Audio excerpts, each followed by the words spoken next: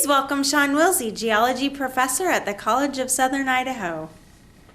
Shawn, please give our blog followers a brief background about yourself.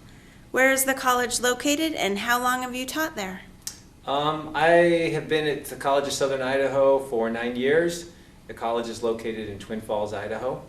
And my background is in groundwater resources. I've done some work for a mining company doing exploration work. I've done other consulting projects on the side as a professional geologist. Is there a special branch of geology that interests you the most?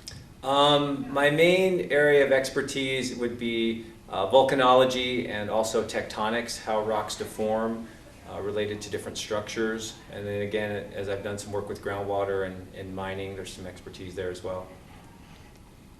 How, why, and when did you become interested in geology and teaching?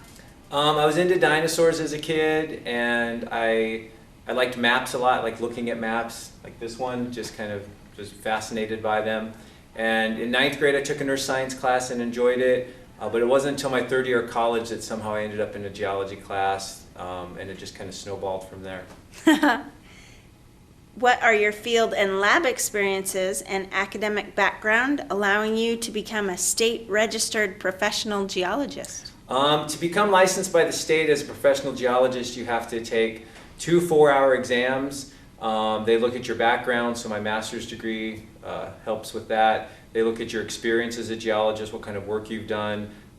You have to get letters of recommendation from other geologists you've worked with, so it's a pretty long process. Wow. Do you specialize in a certain geographic region of the U.S.? Most of my work's been in the western U.S. I've lived in the West basically my whole life, so the Intermountain West for the most part, and I've done some work in Baja California, so I'm a little bit familiar with that area of northern Mexico. In relation to emergency preparedness, what would you consider to be the 5 most important things that preppers must have at the ready should a sudden significant earthquake strike?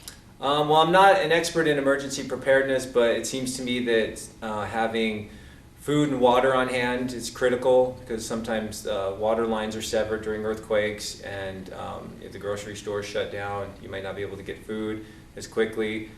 Shelter, depending on the time of year that the earthquake takes place in. Clothing, and then stove and sort of cook items so you can prepare your food, boil water if you need to. Those would be probably some of the things I would want to have on hand. Great. Given that earthquakes can be catastrophic to lives and property of people in many areas of the U.S. and world, do you think there's adequate emphasis placed on home, school, and workplace emergency planning and training? If not, what do you think needs to be adjusted? Again, I'm not an expert there, but it seems to me like there's always room for improvement. Every time we have large earthquakes, especially globally, and people die and there's damage to property, then there's room for us to make some adjustments there and improve things. Even in our own country, if you look at some of the more recent earthquakes that have happened in the U.S., there's been casualties, there's been infrastructure damage, freeways collapsing, and so there's definitely a lot of room for improvement there. Along the same lines, what do you think about the uniform building codes? Are they up to par, or are we ignoring the inevitable? I think we're doing a pretty good job. The U.S. along with Japan is probably the two of the better places to be in an earthquake. They're more earthquake resistant in terms of their codes than a lot of other places. But I think the big quake, well, not the big quake, but the moderate sized earthquake in Virginia we had about a year or so ago emphasizes to us the need to make sure that we have codes in place in other areas where they don't exist today. So we need to be a little bit more vigilant about recognizing that earthquakes can and do happen in places that maybe with less frequency, but in places we don't expect them.